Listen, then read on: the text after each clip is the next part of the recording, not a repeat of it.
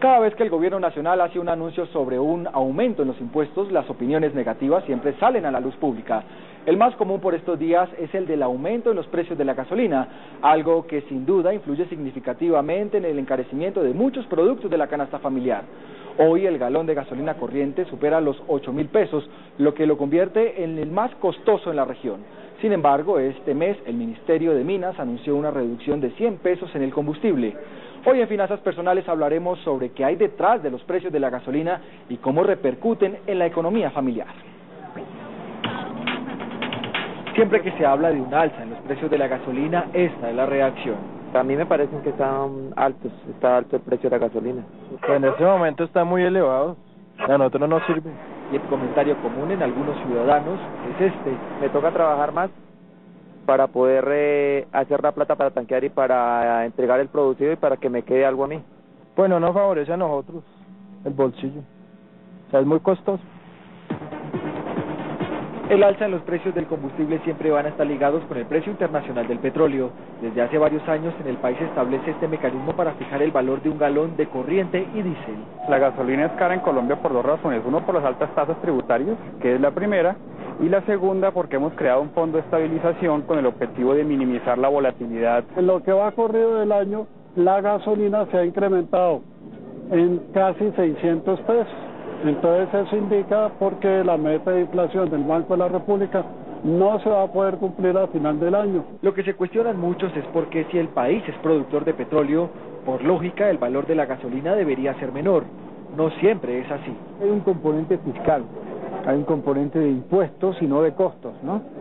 Ese precio no tiene que ver con los costos de producción de combustible, tiene que ver sobre todo también con un componente alto de ingresos fiscales, ¿no? Uno podría decir, bueno, así como sube, que baje en la misma proporción, es decir, una política de fluctuación de precios tomando como base los precios internacionales.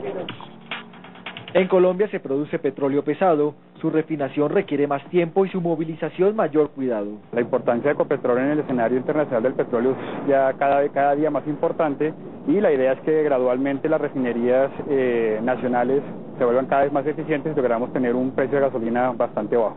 Pero cada vez que el gobierno nacional anuncia aumentar estos valores, la incidencia con la canasta familiar es evidente en cuestión de minutos.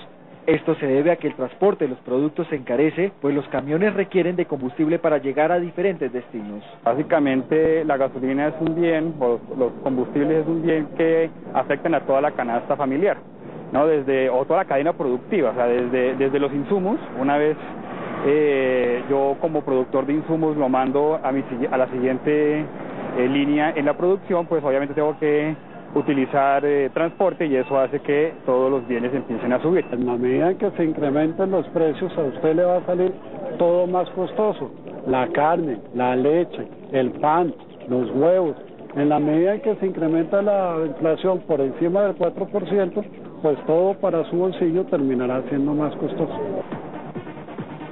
Y aunque desde el gobierno se habló de una reducción de 100 pesos en el precio de la gasolina en el último mes, los efectos en algunos productos de la canasta familiar no se han hecho notorios, pues ahora se suman los estragos que causó el invierno en Colombia a principios de año. Colombia es un país que se mueve predominantemente por vía terrestre, ¿no? Hay muchos pasajeros que se mueven por vía aérea, pero la carga, que es lo fundamental, se mueve por vía terrestre, ¿no? Y por eso es que estamos viendo también, aparte de las debilidades de la infraestructura, que el costo de transporte de un contenedor de Bogotá a la costa puede ser más caro que el costo de transporte de un contenedor de Corea o de Shanghái a California. Colombia hace parte del grupo de países que importa combustibles. Cada día llegan 43.000 barriles de diésel. Tal como empezamos diciendo, el galón de gasolina en Colombia es uno de los más caros de Latinoamérica, a pesar de que el país es productor de petróleo. Pero ¿qué es lo que hace que hoy haya un valor